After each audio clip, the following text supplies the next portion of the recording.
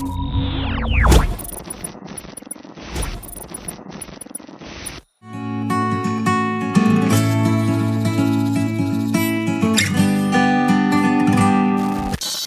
alô escuto, Alberto, alô escuto. Olá, Tiago. Estamos em condições Hoje. então, segundo aparenta, para começarmos mais uma edição da Lenga-Lenga do Costume.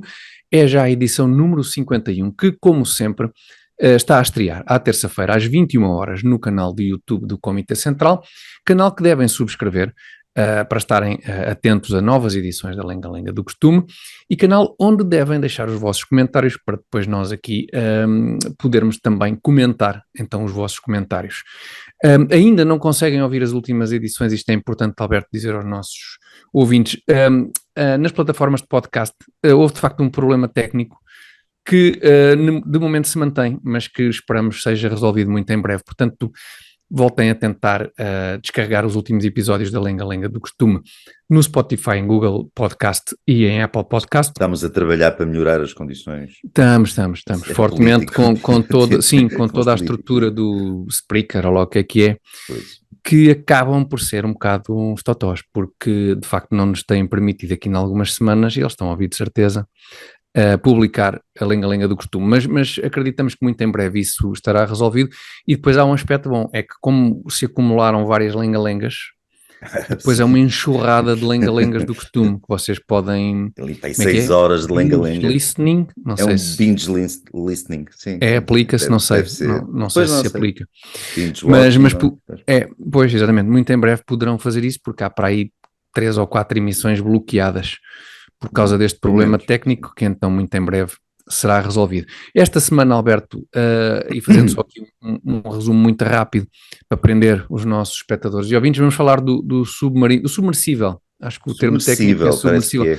Eu tinha na cabeça ir ver ao dicionário qual é a diferença entre um submarino e um submersível. Vou tentar fazer isso enquanto conversamos, para poder esclarecer também eventualmente esclarecer os nossos espectadores. O submarino é o que a gente considera um submarino normal, com aspecto submarino. Submarino ou submarino? Sim. Pronto, isso aí não há dúvida nenhuma, tudo é sempre essa coisa.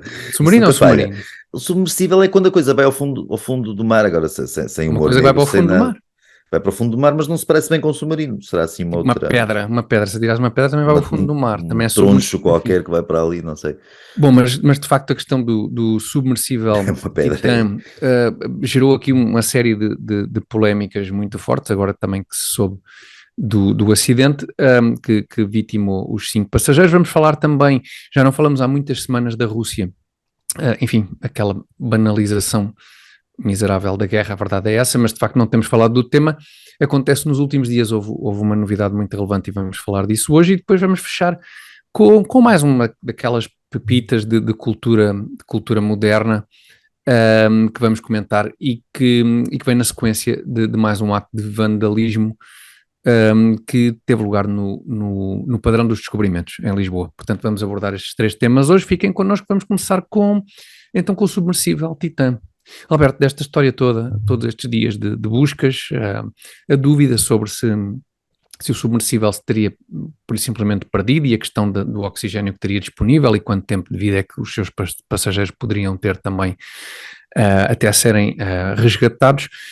Afinal, parece que o tal submersível implodiu na descida, vitimando os 5 passageiros.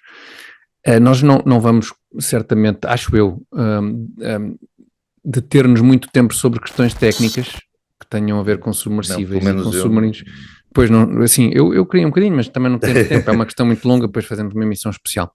Eu acho que nos vamos concentrar um bocadinho mais, Alberto, naquilo que foram as reações a este acidente, é isso, nas redes sociais. Eu acho que esse ponto também mereceu muitos comentários e provavelmente tu também gostarias de falar sobre isso. Nas redes sociais o que apareceu quer dizer, isto começa por algum lado, deve ter vindo lá de fora, mas depois em Portugal também se reproduz. Começa alguém a dizer que isto eram ricos, caprichosos, que puderam gastar uma pequena fortuna, uma fortuna de facto, no bilhete para ter lugar lá no submarino, submersível, ou o que é.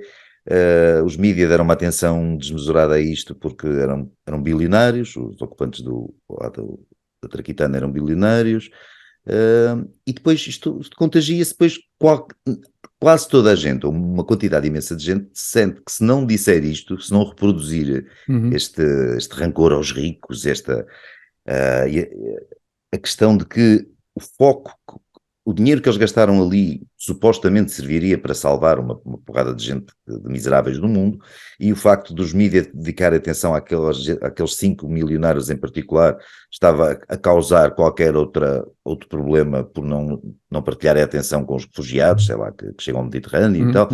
E depois toda a gente se sente obrigada a dizer isto, para mostrar a virtude. Quem não disser é porque é fascista, ou reacionário, ou desumano, ou despreza as pessoas, despreza os pobres e não sei o quê. Que é um bocadinho redundante, não é? Porque entre o fascista e o desprezível e o... Sim. Mais ou menos. O pacote que vem tudo em pacote depois. Mas é isso, quer dizer, isto mostrou, este caso, para além da tragédia que vitimou aquelas pessoas, que são pessoas como outras quaisquer, com certeza que as pessoas que morrem no Mediterrâneo, por exemplo, os refugiados que morrem também não são menos que aquelas pessoas. Agora, dizer que só se prestou atenção, só se dedicou esta atenção mediática por serem ricos é um absurdo completo, porque são casos particulares em que nós conseguimos isolar os indivíduos em causa, ou seja, houve uma mínima identificação com cada um deles. Sabíamos quem era o paquistanês aquele milionário paquistanês e o seu filho, era o... De nada lhe valeu ser paquistanês. Eu acho que há uns anos atrás, há 20 anos atrás, se calhar o facto de ser paquistanês ainda o poupava algumas dessas mas era rico. Hoje em dia, não. O ser rico sobrepõe-se a ser paquistanês. Não era um white rich man, mas era um Pakistani rich man, portanto, o rich é o que conta aqui. É verdade. Mas conseguimos identificar, como noutros casos, sei lá, daqueles miúdos que estiveram encurralados numa mina, houve aqueles esforços todos, não sei se foi na Malásia, nas Filipinas. Foi na Tailândia, acho eu. Tailândia, pronto.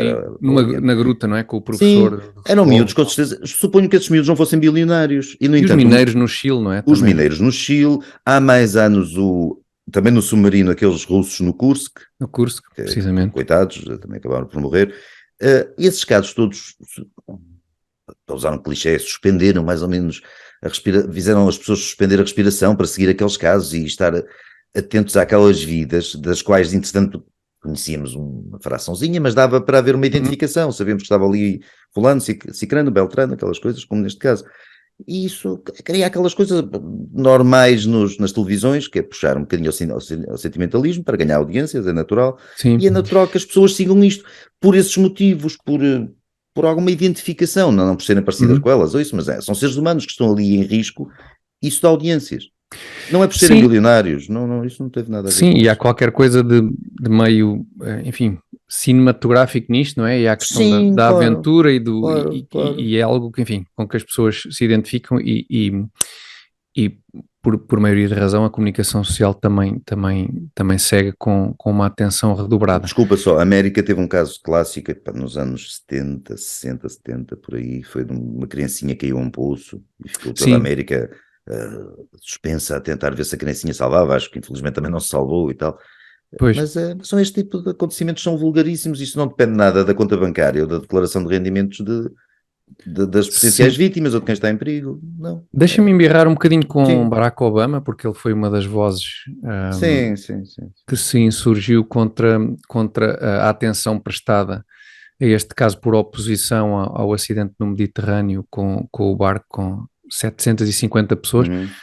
Curiosamente, enfim, é uma mera curiosidade, mas parece que eram de origem paquistanesa também, a maior parte destes migrantes, e o Obama avisou que, e estou a citar, nenhuma democracia pode prosperar, fim de citação, quando se vê desigualdades como o que se fez pelo Titã e o que não se fez pela maior tragédia de sempre no Mediterrâneo.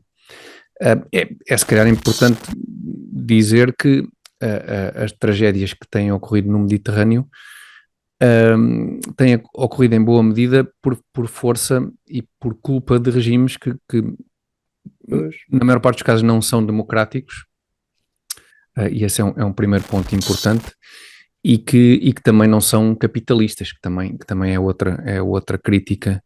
É outra crítica que encaixa nesta onda de críticas feitas à atenção prestada a estas pessoas que seguiam no submersível, que entretanto eu estive a ver no dicionário e que parece ser mais ou menos o mesmo que um submarino.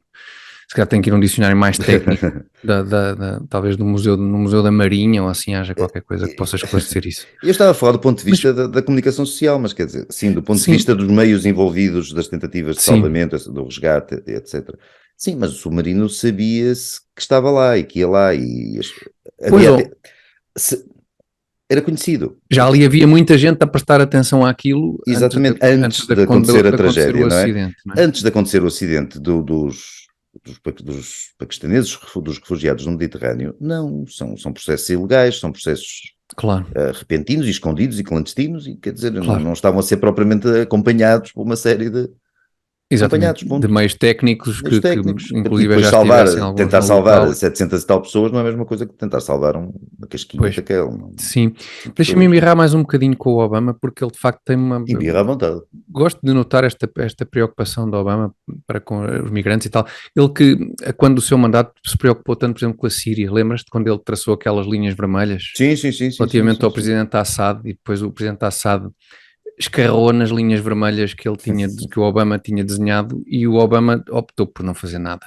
Claro. E deixando assim criar na Síria ou agravar-se na Síria uma situação que era já absolutamente lamentável. Portanto, mas lá está, mas depois está aqui numa sala bonita, acho que com aquela, talvez seja a Cristiana Amanpour na CNN, os dois numa biblioteca muito linda, com um tapete persa provavelmente, e imensos livros lá atrás, para orar sobre o que se deve fazer em relação a estes problemas do mundo, e daqui seguem para uma grande jantarada, certamente, onde se continuam a preocupar muito com os problemas do mundo, e a agir e a tomar medidas muito concretas e a abrir as próprias casas a refugiados, claro.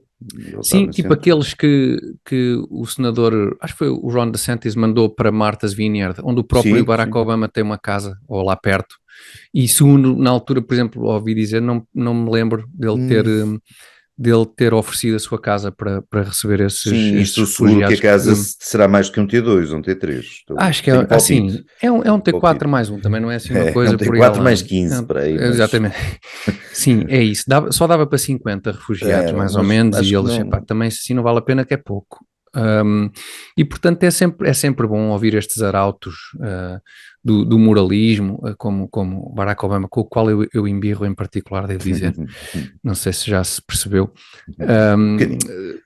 Ligeiramente, sim, falar sobre... embirro também um bocadinho na proporção em que outras pessoas fazem deste homem o maior estadista de todos os tempos. Eu acho que isso precisa de um bocadinho de rebate, é mais por isso, senão não lhe ligava grande coisa. Eu não acho o Obama o pior presidente da história dos Estados Unidos. Não, isso não é. Provavelmente. Mas não andará muito longe. Não, mas faz ali um top 10, acho que calmamente. Acho mais preparado para ser presidente dos Estados Unidos do que, por exemplo, o Sr. Biden. Pois era isso que eu ia dizer. Mas aí a comparação... A vantagem é que tem aqui tão próximo alguém que o passa pela direita, como o Joe Biden, que aliás foi vice-presidente de Barack Obama. Portanto, Barack Obama topou o potencial do jovem e lançou depois, pronto, rumo à presidência. Portanto, também por isso, muito obrigado, Sr. Obama. Foi realmente uma boa ideia. Portanto, sim, mas houve muitos Obamas por aí, houve muitos Obamas a reproduzirem. Muitos Obamas. Não foi o Obama até que lançou isso, suponho. Isto é uma coisa que... Não sei, eu estava a dizer que não sei se foi, quer dizer... mas isto só foi no sentido em que... Será a figura mais destacada a ter falado no assunto, a ter exposto a tese. Sobre este tema, ok. Sobre este tema sobre o endeusamento... Não. Sobre este tema. Sobre esta questão da atenção dedicada aos milionários. Pois, das reações que eu vi das personalidades, digamos, mais ilustres, este foi ele que me apareceu aqui, de repente, com mais frequência. E, portanto, mas isto mostra tudo. Primeiro... a atenção mediática ou de meios de salvamento dedicada a umas pessoas não invalida que se possa dedicar a outras. Não são exclusivas estas questões, não é? Primeiro isso, e depois estamos a considerar as vidas humanas, ou aquilo que eles estão a acusar as outras pessoas de fazer, é aquilo que eles estão a fazer. Eles estão a catalogar as vidas humanas de acordo com determinados critérios e a valorizar umas e a desvalorizar outras segundo os critérios que eles próprios estabeleceram. Precisamente. Eles acusam-nos, vocês estão a prestar atenção àqueles porque são ricos. Não, os miúdos da mina e não sei o que não eram ricos. Isso é mentira, certo, desde logo. certo. E tiveram também grandes meios de salvamento E deu um filme e tudo. Possíveis. E deu filme e daquelas coisas todas. Chile. Portanto, essa parte é mentira. Agora, eles estão a desvalorizar algumas vidas porque são ricos. Sim, sim. E normalmente isso vem de pessoas que nem sequer estão tão afastadas, não são bilionárias ou convivem com bilionários. No caso do Obama convive, obviamente. Pois é, E andava à ainda bem que escolhi este exemplo. Sim. O do Obama é um exemplo de hipocrisia absoluta. Mas mesmo as outras pessoas anónimas que andam a comentar por aí, eu suspeito que não são propriamente sem-abrigo ou familiares de refugiados, ou pessoas que estão em grandes dificuldades na vida. São pessoas de classe média, média alta, desafogada, que gostam de vir exibir virtude para as Sim, é pelo menos gente que tem tempo, gente que tem tempo para andar nas redes sociais em bate-bocas deste nível sobre este tipo de assunto. Portanto, à partida, na pior das hipóteses, é gente desocupada que vive de alguma fonte de rendimento que lhe permite ser desocupada. Porque desesperada para ganhar a vida, quer dizer, não, pois em princípio uma pessoa nessas circunstâncias tem bastante mais com que se preocupar do que andar a comentar estas coisas. E pronto, fica este assunto encerrado do submarino ou submersível Titã, fica encerrado da pior forma. O único consolo eventualmente para as famílias destas pessoas é que dentro das várias hipóteses terríveis de desfecho que culminasse, enfim, no falecimento das pessoas, este tipo de acidente, mais do que se calhar acabar-se o oxigênio, enfim, é difícil, foi mais rápido, não é? Uma gradação de horror, mas enfim, mas apesar de tudo pode ter sido uma forma há mais uma nota, é o facto do fundador da empresa Ocean Gate, não é? Ser uma das pessoas. Ser uma das pessoas e ele ter dito antes numa entrevista que no desenvolvimento deste... Ainda bem que falaste nisso. Lá da Traquitana, lá do submarino, ou lá o que é, que não participaram pessoas pouco inspiradores, como homens brancos de 50 anos. São pouco inspiradores e tal. Ou seja, aquilo terá sido um festival de diversidade, não é? Pois. O desenvolvimento daquilo e se calhar não notou-se. E da forma mais desastrosa possível, vem infelizmente dar razão a esse aspecto do qual já falámos aqui várias vezes, em que é que culmina nós escolhermos para as instituições e para as empresas, neste caso o mundo ocidental em geral, não é? Não as pessoas mais competentes, mas escolhermos pessoas em função de outras características que nada têm a ver com a sua capacidade para desenvolver o trabalho para o qual são contratadas e, portanto, culmina nisto. Quer dizer, não sei se culmina nisto em particular. E mais perigoso do que excluir pessoas por esses mesmos fatores. Lá está, é o mesmo processo. Precisamente, é exatamente o mesmo processo ao contrário. Enfim, não sei se o tal fundador da empresa disse isso da boca para fora ou se era de facto... se isso depois se refletiu efetivamente no que era a empresa, mas de facto aparentemente também há um outro critério que nós não costumamos falar, mas é o critério da idade, quer dizer, ainda por cima, homens de 50 anos, está aqui próximos, eu sou um bocadinho mais velho que tu, mas estamos ali a rondar. É muito ofensivo. É bastante direto. Não é? Lá está, homens de 50 anos para fazer submarinos, homens como nós, para fazer submarinos, realmente não era boa ideia. Não era, de facto. Agora convinha convidar pessoas que soubessem fazer, de facto, submarinos em condições, não é? Eu só não fico ofendido com essa questão dos homens brancos de 50 anos, porque nós não somos exatamente brancos, a verdade é essa. E agora que o verão está a chegar, há aqui um toquezinho norte-africano, pelo menos uma brincadeira assim desse género.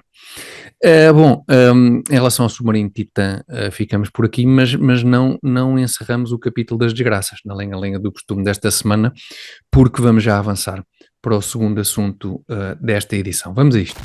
E, Alberto, estamos de volta para o segundo tema da semana, e aqui convém fazermos uma pequena ressalva, que é o facto de nós estarmos a ir para o ar, como tem sido costume, com a lenga-lenga do costume, à terça-feira às 21 horas, mas termos tido necessidade de gravar um bocadinho antes a emissão desta semana, e portanto não temos a ultimíssima versão dos acontecimentos, mas creio que poderemos abordar o essencial desta questão, que é a Rússia, a guerra na Ucrânia e a situação na Rússia. E aproveitamos também para avisar os nossos espectadores e ouvintes que, por estas e por outras, a partir da próxima semana, a Lenga-Lenga do Costume passa a estrear ainda às 21 horas, mas à segunda-feira. à segunda-feira, para, enfim, apanharmos logo ali o início da semana. No final da emissão eu volto a lembrar-vos disso. Alberto, vamos então falar da situação na Rússia, mais até do que a questão propriamente da invasão da Ucrânia, porque o que parece estar a acontecer... Era mais a invasão da Rússia, não é? Pois, exatamente, é que depois da invasão, primeiro da Crimeia, depois da Ucrânia, agora o que pareceu estar aqui a desenhar-se era uma invasão da Rússia pelo próprio grupo Wagner, que é assim uma espécie de batalhão das Forças Armadas Russas, previsivelmente, provavelmente aquele...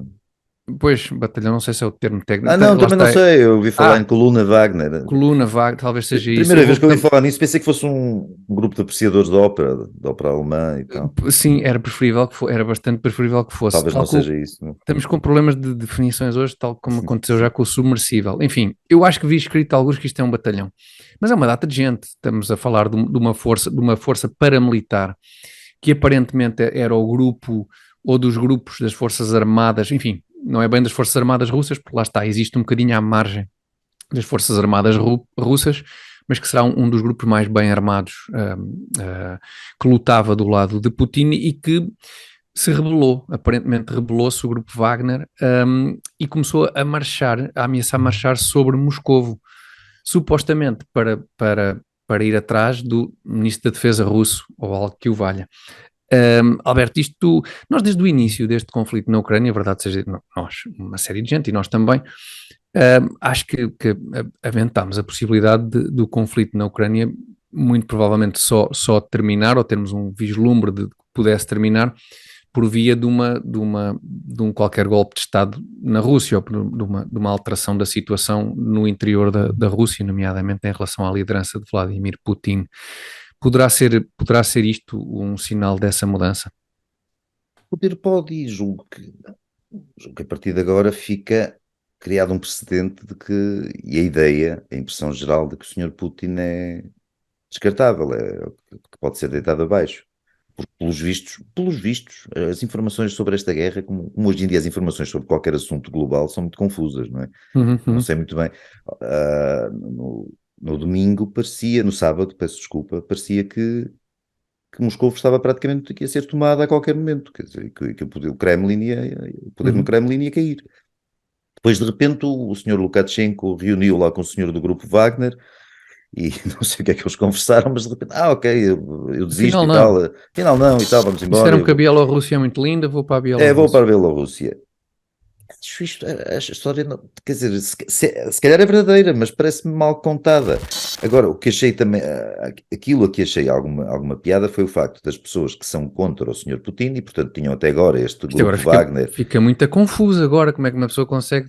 É muito difícil. É muito difícil. É muito difícil, porque as pessoas que são contra o Putin e o regime da Rússia, e têm bons motivos para o ser, acho que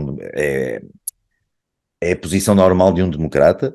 Até agora abominavam esta coluna Wagner, este batalhão Wagner, ou o grupo, ou o que é. Porque são os mercenários que andavam ali na Ucrânia a ajudar o exército russo a matar aquela gente. Ontem parecia que, e admito que estamos a gravar no domingo, desde agora, porque não vale a pena estarmos a disfarçar. Os esforços são grandes para disfarçar e tu entregas assim o jogo. Já entreguei tudo, pronto. Parecia que o grupo Wagner era um bando de libertadores, de campeões da liberdade, que ia finalmente fazer Moscou e a Rússia entrar num processo de liberdade e democracia representativa ao Ocidente. E do lado inverso é a mesma coisa. O grupo Wagner era um grupo louvável, as pessoas que gostam do Putin e que apreciam o Sr. Putin, em Portugal temos bastantes exemplares, defendiam com unhas e dentes o grupo Wagner, mas no sábado estavam aflitíssimas que o grupo Wagner pudesse tomar o poder, porque não, imagina um grupo de mercenários tomar o poder e ter acesso a armas nucleares e tal. Onde é que já se viu na Rússia um grupo de mercenários tomar conta do poder? Sim, porque ele está entregue a gente seríssima. Dito isto, só para fechar, Tiago, a minha opinião, entre o Putin, entre termos um saudosista do Império a mandar naquilo, que é bastante perigoso, já é perigoso que chegue, e termos realmente um bando absolutamente imprevisível e para mim desconhecido de uns sujeitos que não ia a soldo, não é? a mandar, a ter acesso às tais armas nucleares e outras coisas, eu se calhar preferia, mal por mal, que se calhar se mantivesse o Sr. Putin, por muito que eu gostasse que o Sr. Putin caísse. Agora é muito difícil, nós não conseguimos escolher quem é que vai tirar de lá se um dia acontecer o Sr. Pois, Putin. exatamente, sim, sim. Isto... E para todos os efeitos, sim, pode ser mais fácil ter um alvo claramente identificável e conhecido do que propriamente um bando. E que repara que está em guerra, que invadiu de forma absolutamente ilegítima a Sim. Ucrânia há 1 ano e meio, mas que não usou armas nucleares, por exemplo, não... Sim, tudo isto também me leva a Não questionar. passou as tais linhas vermelhas, acho que não ultrapassou, Pois. quer dizer, ultrapassou todas, mas não é isso, mas as últimas, não ultrapassou as últimas linhas, enquanto que com outras pessoas a mandar lá em Moscou, eu não sei até que ponto isso não seria ultrapassado. Não? Pois, tudo isto é muito bizarro, porque se num primeiro momento a invasão da Ucrânia poderia parecer tipo, vá lá, o termo técnico ao nível militar é favas contadas, porque uma pessoa pensava, é pá, o exército, o poderosíssimo exército russo e tal vai tomar isto em 10 minutos.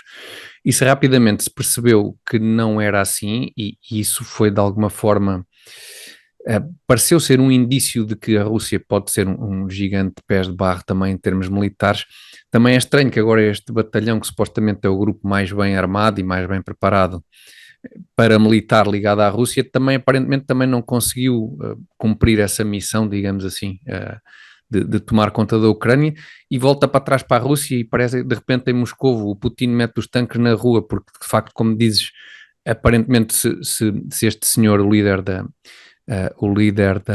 da brigada quisesse tomar Moscou, falou em 10 minutos, tudo isto é muito esquisito, não é? Tudo isto sim, indicia muitas fraquezas de parte a parte, muita indefinição, o que pode ser de facto bastante ameaçador, mas ao mesmo tempo tudo isto parecem poderes muito pouco efetivos. Parece, mas isso não devia ser, para o Ocidente, não devia ser motivo de regozijo, percebes? A não ser que haja a teoria da conspiração, que já toda a gente avançou, a não ser que o Ocidente saiba, o Ocidente, e por Ocidente entenda-se quem deve perceber dessas coisas, saiba e saberá muito melhor do que nós qual é o real poder das forças de um lado e do outro e que vá jogando com essa informação e com esse conhecimento para alimentar um conflito, enfim, que pode ser em alguns aspectos interessantes, porque é esquisito ao mesmo tempo, enfim, o mundo ocidental deixar andar aqui isto um bocadinho para trás e para a frente. Mas normalmente acho que devemos ter mais receio de um inimigo, estamos a falar de um inimigo do Ocidente, que é a Rússia, não é? Devemos ter mais receio de um inimigo frágil do que um inimigo forte. Pois, exatamente, porque o inimigo frágil, em teoria, estará tem menos a disposto perder, é capaz de mais coisas, é capaz de fazer mais coisas e piores coisas. Sim, ainda assim, pronto, este senhor líder do grupo Wagner, ele é mais ou menos, nas notícias, ele é apresentado mesmo como o dono, aquilo é tipo, pronto, é uma empresa, Já houve pessoas a aproveitar para atacar o liberalismo económico, porque o grupo Wagner é um grupo... Estás a falar sério? Não, estou a falar sério, vi tweets em que as pessoas estão a ver o que é o liberalismo até permite haver exércitos. Acho que as pessoas têm-nos confundido aqui bastantes vezes com a iniciativa, dizem que somos da iniciativa liberal. Excelente ligação. Era aproveitar para nos marcarmos dessa ligação à iniciativa liberal, que eu saiba também por ti, acho que posso falar pelos dois, não é absolutamente nenhuma, a não ser o voto ocasional das eleições. O facto de termos votado na iniciativa liberal. Não tenho qualquer simpatia especial pela iniciativa liberal, ou deixo de ter umas coisas... Não, a única coisa que eu posso dizer em relação a mim é que a criação da iniciativa liberal criou alguma expectativa em mim de que...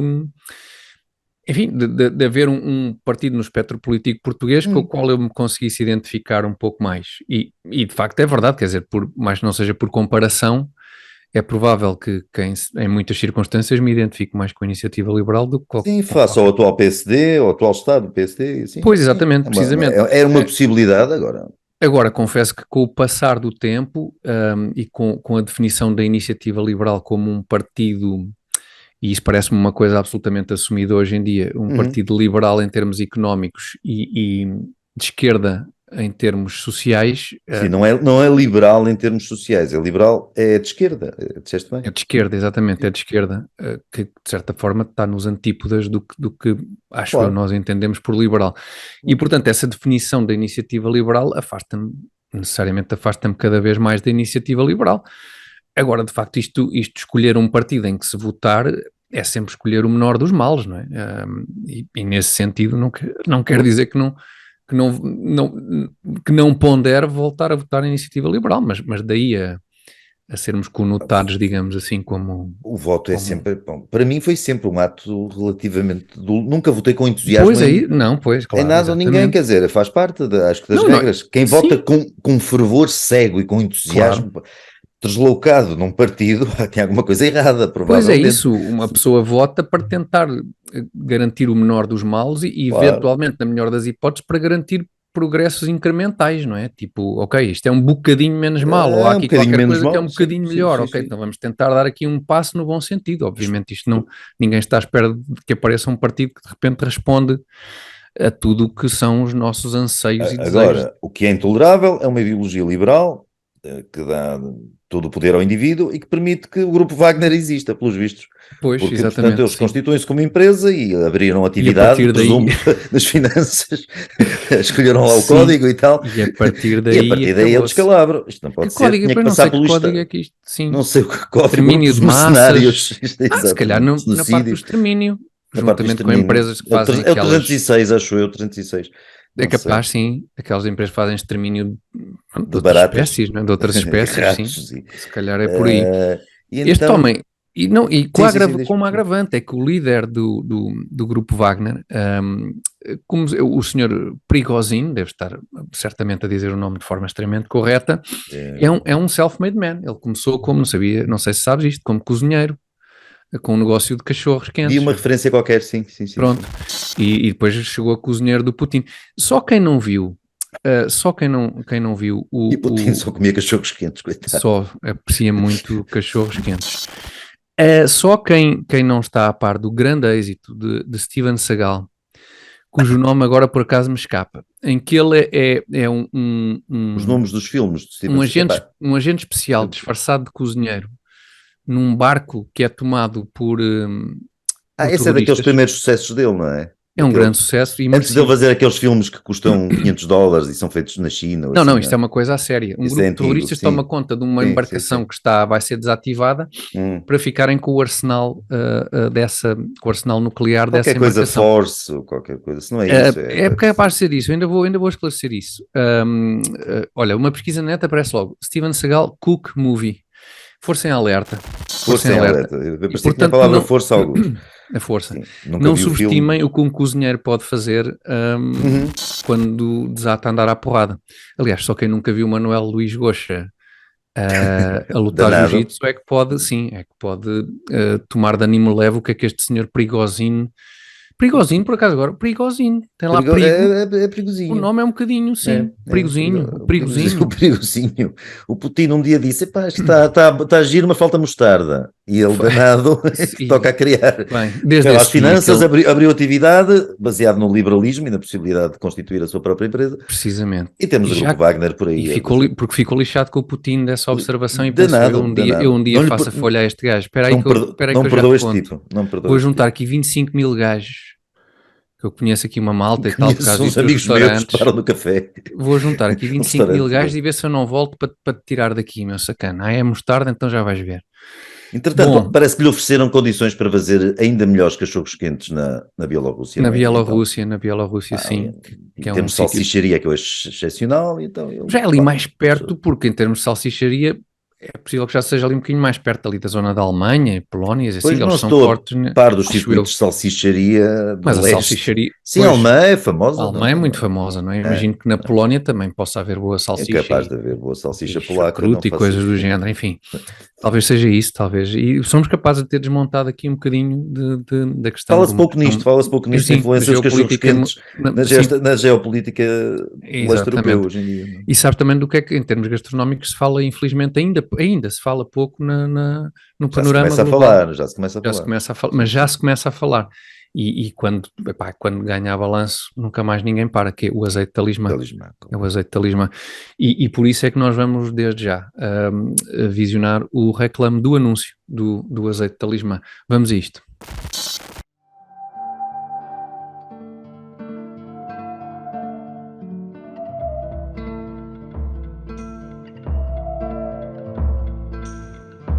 Campo sábio, ninho de raízes escolares, tu que vês fonte em cada socalco vivo, tu que há tanto hospedas a grande ousadia desta pequena árvore, deixando-a crescer escondida, sentindo-a maturar ao sol, lembra-te como no seu fruto abunda um néctar que alumiou dinastias e condados, serviu impérios e califados, nutriu nobres e pastores, saltibancos e trovadores.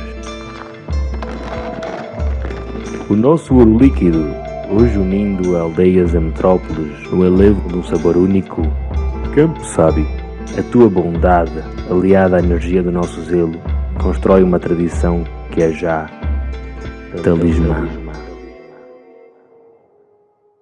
E cá estamos, agora recompostos depois do reclame do anúncio do azeite talismã, que quando tomar conta do mundo, viveremos então em paz e harmonia.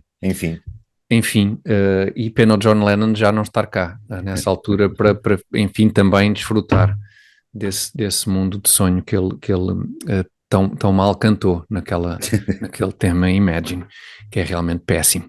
É horrível, é horrível. É mesmo muito mau. Alberto, estamos então na terceira e última parte da lenga-lenga do costume. Eu tenho aqui um comentário de um espectador, é a surpresa para ti também, mas que eu acho que vale a pena. Envolve o Dr. Bayar? Não. Por acaso não. Por acaso, agora que falas nisso, tenho pena e incentivo os nossos espectadores a retomarem a questão do Dr. Bayar, porque estamos a construir uma historinha de vida do Dr. Bayar. Acho eu bastante ficcionada. Parece aqueles podcasts do Observador, agora com umas narrativas, não é? Pois é, agora, a história do Dr. Bayar. Seguir ao Piratinha do Ar, o Dr. Bayar. O velhinho dos rebuçados, exatamente.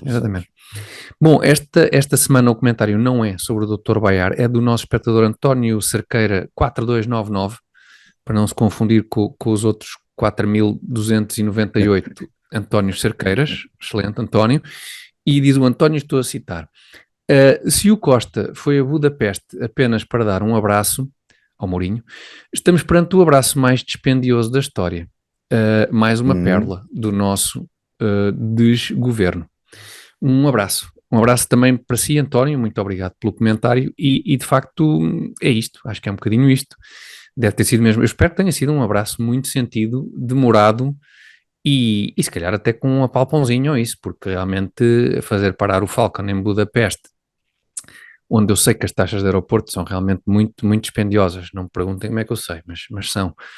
Para depois então ir para a Moldávia, sai caro ao abraço. Podem ter sido muitos, se calhar abraçaram muitas vezes. Nós estamos a depreender que foi só um abraço, mas podem ter sido muitos e aí a peça pode ter ficado mais barato. E estamos a dar, e por falar em barato, estamos a dar de barato que a viagem entre Lisboa e a viagem para a Moldávia que já era útil.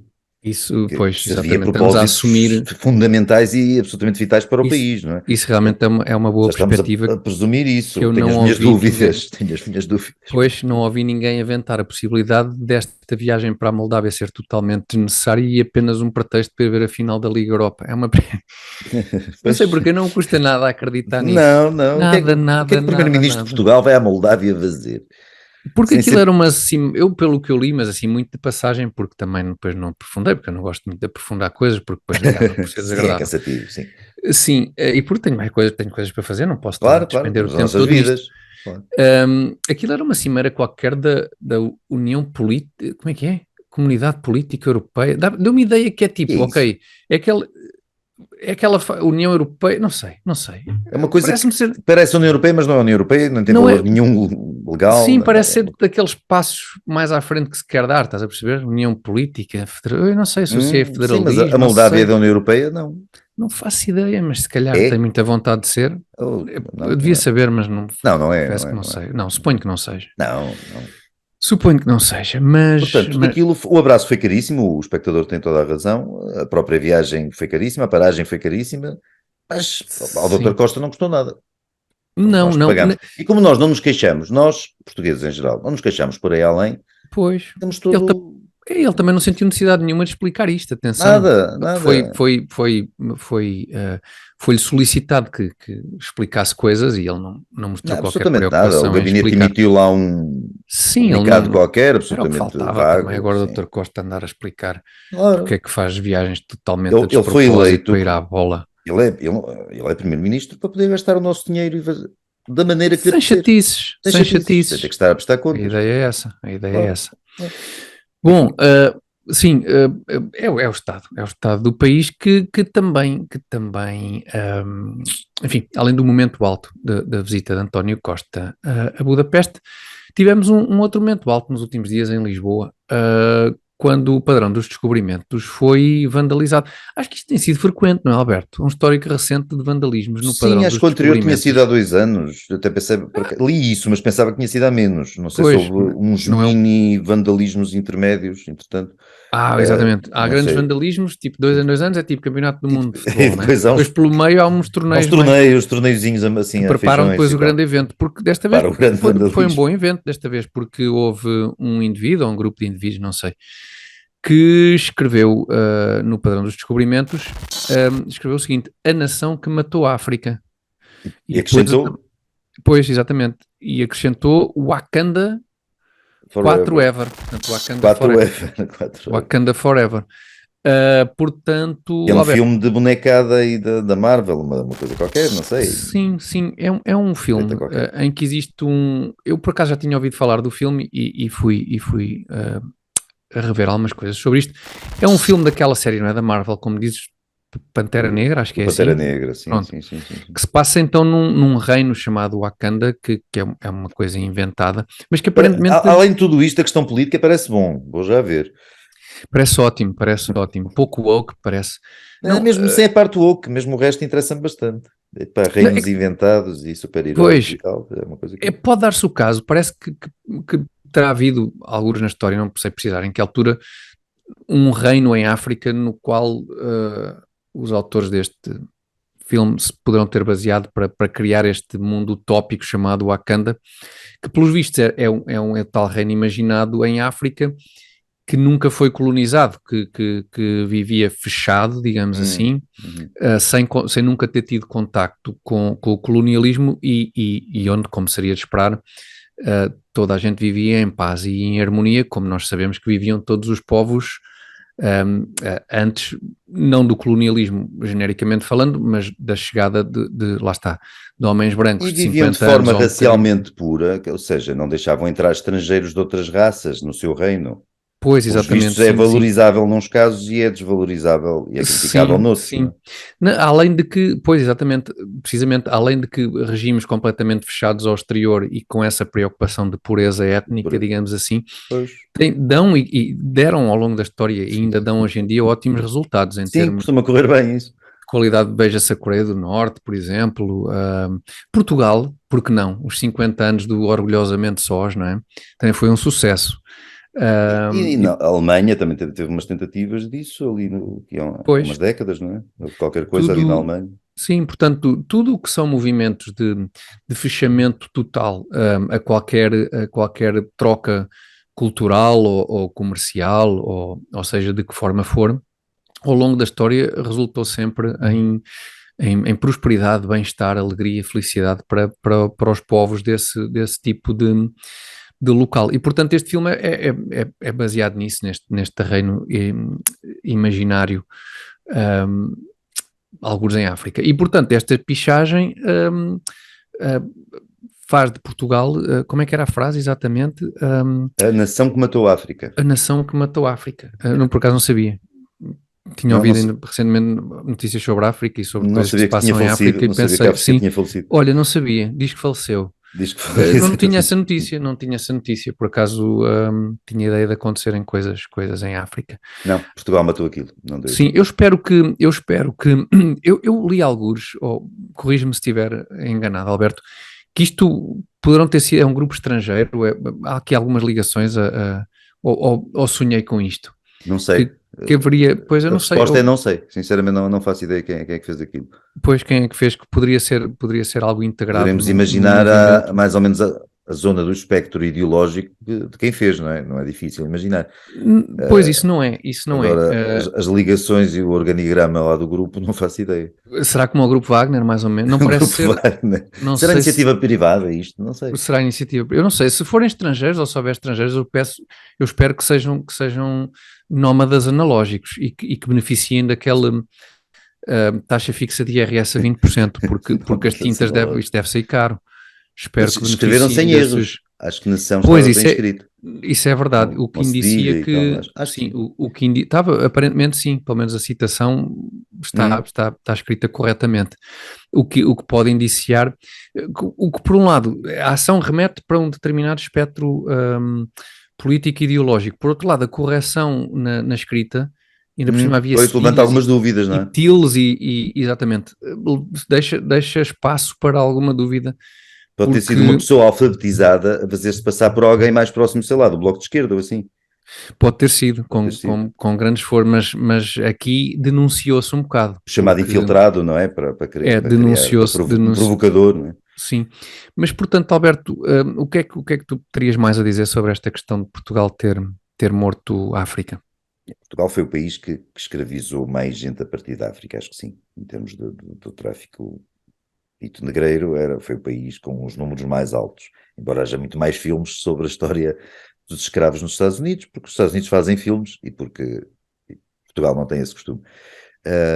Agora, dizer que Portugal matou a África no sentido e achar que os brancos em geral, de forma mais lata, são os únicos responsáveis pela escravatura, isso é descaído pelo colonialismo.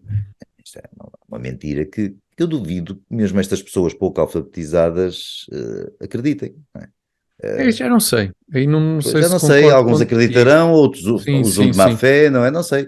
É evidente que a escravatura... Não se ensina coisas, sabes o que é que se ensina nas escolas hoje em dia, não é? Pois, sim, acredito que um miúdo sujeito a isto claro. Um adolescente e não sei quem realmente engula estas histórias de que os brancos inventaram a escravatura e que a África ou as Américas os ameríndios viviam em circunstâncias idílicas, sim, que nem sequer jogavam à bola, os maias não jogavam à bola com as cabeças uns dos outros e tal. E mais esta malta já não viu filmes em que se falava de scalpos, e então não tem essa referência, sim, coisas giras que as tribos... Os índios faziam nas Américas, sim. Agora nem se pode dizer índios, é nativo ou não sei o quê.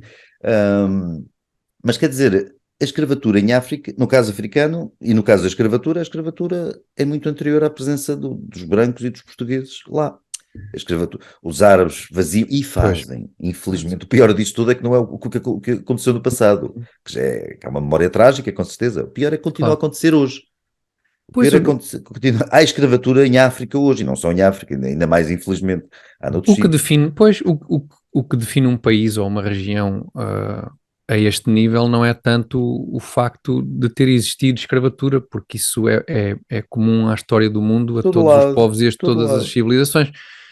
O que deveria ser notícia ou que merece algum destaque é quem é que começou por acabar com essa prática, quem é que efetivamente acabou com ela, por onde é que ela começou a acabar, porque é que começou a acabar, quem foram as pessoas e em que circunstâncias é que chegaram à conclusão de que a prática era absolutamente grotesca e abominável, e porque é que foram homens, genericamente falando, homens brancos a liderar essa... 50 anos, se calhar pouco inspiradores. A esperança de vida era um bocadinho mais curta nessa altura, portanto eu acho que havia malta de 30 mesmo, 30 talvez, e 40 talvez. Eventualmente. E pronto, essa é a parte da história da escravatura que tem de facto algum interesse, porque de resto é miséria por todo o lado, e como dizes ainda hoje em dia, a própria questão também muitas vezes... Roma, os apogeus da civilização, Roma, Grécia, viviam não só, mas muito fundamentadas no facto de existirem escravos. Sim, já nem falamos mais recentemente dos Egito, dos otomanos, Sim, enfim, depois por aí fora é sempre... Por aí fora, a partir do momento que o ser humano se sedentarizou, olha meu Deus, se sedentarizou, se estabeleceu, começou a estabelecer-se em alguns sítios, a fazer... Começou a aparecer com cidades, na altura eram assim umas coisas que nem ruas tinham propriamente, mas A partir desse momento o ser humano foi prender gente para fazer essas coisas. Sim. O ser humano só não terá tido escravos, não é? Numa fase muito, quase pré-humana, não é? Sim, na fase, eu ia dizer tribal, mas não é correto. Na fase tribal ainda teria certamente escravos porque capturava outras tribos, mas é na fase em que as estruturas humanas eram um pouco mais vastas do que uma estrutura familiar, digamos assim. É uma estrutura familiar alargada, quanto muito, a partir do momento em que... E mesmo assim, se apanhassem um desgraçado que ia lá... Pois é isso, pois exatamente. Provavelmente a partir do momento em que há várias tribos, por exemplo, que partilham um território, como acontecia na América do Norte com os índios, a partir daí... quase qualquer pessoa que seja capturada que não pertença à tribo, enfim, não terá um tratamento em princípio. Não, é morta ou é escravizada. Pois, assim. Essa é a história. Sendo que no comércio negreiro português em particular há uma questão também muito interessante, é que nós nunca entramos por África para escravizar pessoas, ou seja, os portugueses, tanto quanto eu sei, não faziam incursões pelo meio do continente africano para se embarcar gente para transportar para as Américas. Portanto, o comércio de escravos em África era feito em boa medida por africanos. Por africanos que do comércio português e dos outros. E dos outros, pois, eu refiro português. O comércio, a escravatura era iniciada e facilitada e ajudada por africanos que viviam, que ganhavam à custa disso também. E não só árabes, não só muçulmanos, atenção, também africanos subsaarianos. Não, pois, exatamente. Esperavam à custa da escravatura de outras tribos, normalmente é sempre do outro, não é? Pois, exatamente. Em alguns casos era dos próprios, mas isso já não sei dizer. Pois. Normalmente vão sempre buscar ali ao vidinho, digamos. Sim, exatamente. Matéria-prima, não é? Ou então naquelas gigajogas dos inimigos internos, até movimentações políticas e tal também. Claro. Também outra referência interessante que eu vi em relação a isto do Wakanda e ao continente africano, que penso que está correto, é que de facto só houve 2 países em África que nunca foram efetivamente colonizados, embora tenham tido presença europeia, mas objetivamente nunca foram colonizados, que são a Etiópia e a Libéria. A Libéria, não? Embora a Libéria, enfim, tenha sido de alguma forma, tenha tido uma influência americana grande e os italianos estiveram na Etiópia, mas acho que podem ser considerados 2 países africanos, talvez os únicos que nunca foram efetivamente colonizados. E correram bem, e mesmo pois, assim a coisa correu particularmente também bem. Estes, aparentemente, a coisa não terá corrido especialmente bem. Mas, portanto, é isto. A Libéria, não sei exatamente como está hoje, mas aqui há uns 30 anos havia para lá umas situações... Sim.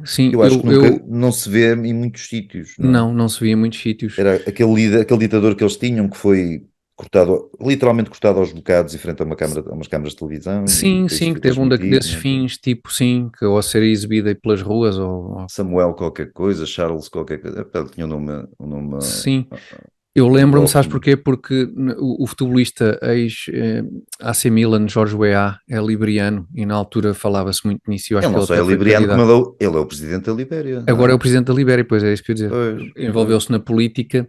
E de facto numa altura, lá está, terá sido ali por altura dos anos 90 em que se falava muito da Libéria, precisamente por ser um sítio infelizmente um sítio trágico, um lugar absolutamente trágico, quer dizer, não foi por ausência de colonos brancos que aquilo que aquilo vivia em paz, ou passou a viver em paz, ou qualquer coisa. Pois. Mas pronto, nós cá estaremos para continuar a acompanhar com muita atenção o trabalho destes artistas que deixam estas mensagens tão pertinentes em monumentos, neste caso em Lisboa. Espero que este trabalho, que deem condições a estes artistas para que este empreendimento possa prosperar e ensinar-nos tantas coisas através de pichagens em monumentos. Eu não sou, atenção, só para fechar, estamos a alongar-nos um bocadinho, mas... Isto entrou com um bocadinho aquela questão das estátuas também nos Estados Unidos, não é? De retirar estátuas e cá. Eu não, à partida, quer dizer, eu não tenho nenhuma posição, fechada em relação a essa questão. Não digo que não haja monumentos que não se possa olhar para os monumentos e perceber com o tempo que passou se eles fazem sentido ou não. Eu acho é que estes movimentos que tomam este tipo de iniciativa e ligados normalmente a esta extrema esquerda radical, o problema que eu aponto é que a ideia é destruir o passado sem nenhuma proposta melhor para o futuro, sem nenhuma outra referência. Pelo contrário, na maioria das vezes. Pois, exatamente, a questão é que não há aqui nenhuma proposta de alternativa, não há nenhuma proposta alternativa, não há nenhuma ideia, sobre de que melhores formas nos podemos organizar a ideia para fazer. É uma ideia genérica, tal como na questão das sexualidades, disto, daquilo, todo este movimento woke, ou o que quisermos chamar, é uma ideia de corrosão daquilo, da nossa sociedade, desgastando, uma espécie de ferrugem que se instala, não é? Pois é só destrutivo, não é? É só destrutivo. Até porque é mais fácil destruir do que construir. E não estou a falar daquelas tretas da crítica construtiva, não é isso. Não, de facto, é mais fácil pegar fogo na floresta do que plantá-la. Claro. E crescer. De facto, isso é triste e torna este movimento este tipo de movimentos uma coisa completamente vazia e desprovida de qualquer Tiago, para além do lado absolutamente racista, quando se continua a considerar a África, a vitimizar a África, a pensar em África e nos africanos, primeiro como uma coisa única, como se aquilo fosse uma espécie de comunidade gigante, pensam todos a mesma coisa, são todos iguaizinhos, coitadinhos. E depois são todos meios infantis e vítimas e irresponsáveis e não autónomos. São sempre tratados assim. Pois. Quer dizer, eu julgo que isto ofende muitos africanos, com certeza não o são, obviamente, não é? Pessoas... Sim, e como se o colonialismo africano não tivesse acabado... pelo menos há décadas, não é? Sim, há séculos e como se daí para a frente... A culpa, eu não vou dizer que é das populações todas, porque muitas das pessoas, coitadas, não têm direito de voto para escolher absolutamente nada, pois, na esmagadora maioria dos países. Tem azar por ter nascido ali e sob regimes atrozes. Esse é o problema. Esses regimes atrozes não são alimentados pelo Ocidente. Podem ter relações económicas menos agradáveis com o Ocidente, no sentido menos lícitas com o Ocidente. Agora, com o Oriente então, e com o Oriente ainda mais. Agora, aqueles senhores que estão lá são adultos, são seres humanos, aqueles que mandam nesses países, tomam decisões, recolhem os ganhos das suas decisões. Claro. Infelizmente não chegam às suas populações. Não são, como esta gente gosta de tratar, uns tontinhos. Esta gente trata os negros, os africanos, como os esclavagistas de antigamente tratavam. Claro. Sim, nos melhores momentos são sim umas crianças, umas semi-crianças. Claro, sem qualquer agência, sem agência, sem arbítrio, nada, uma coisa ali. Sim. E continuam a ser, parece que tratados assim. Não são. Obviamente não são assim. E há torcionários à frente de países que infelizmente ajudam a fazer da África, ou de muitos países africanos, melhor dizendo, países pobres. É esse o problema. Mas esta gente não tem interesse em tentar perceber essas coisas e também, e verdade seja dita, também não vivem num mundo, desde logo começando pelo sistema de ensino, não é? Que dê grande contributo, sim. Mas por outro lado, não os desresponsabilizo porque, por outro lado, tem na mão um aparelho onde, apesar de todos os enviesamentos nítidos de quando se procura informação, um aparelho que lhes permitiria provavelmente saber tudo o que é preciso saber sobre todas as coisas, e preferem andar a fazer pichagens parvas em monumentos. Sim, e aí estamos a infantilizar, a ter uma visão desta gente, da extrema esquerda, como gente infantil, de facto, e assim pouco responsável. Mas há uns, lá está a mesma questão. Pois, exatamente. Há gente ali que é responsável, que sabe que está a mentir, que sabe que está a usar argumentos que não fazem sentido nenhum. Mas que recolhem os ganhos disso, não é? Vamos dar o benefício... estes tontinhos que vamos dar-vos o benefício da dúvida e considerá-los só uns tontinhos sem emenda, Alberto, se não te importas, para acabarmos num tom agradável. Sim. E fica por aqui a lenga-lenga do costume desta semana. Não esqueçam que então a partir da próxima semana, portanto será a primeira emissão de julho, se eu soubesse o dia ao certo eu dizia-vos qual era, mas a lenga-lenga do costume passa a ir para o ar à segunda-feira, portanto no dia 3 de julho, segunda-feira, às 21 horas, no canal do YouTube do Comitê Central, que devem subscrever para serem avisados sempre que houver novas lenga-lengas do costume, e onde devem deixar os vossos comentários para nós aqui depois os comentarmos também. Vamos tentar resolver de uma vez por todas a questão do podcast. Fica... Sim. Eu ia dizer a promessa, mas é melhor não prometer nada. Praticamente, sim. Mais ou menos. Sim, não juramos, sim. Mas profissionalões, vamos ver. Mas, em princípio, sim. Para que possam também escutar a lenga-lenga do costume em Apple Podcast, Spotify e Google Podcast. E sendo assim, esta semana ficamos por aqui, esticámos um bocadinho, mas os temas eram interessantes e a isso obrigaram. Alberto, um grande abraço, até para a semana. Abraço, a todos. Obrigado. A todos. Obrigado.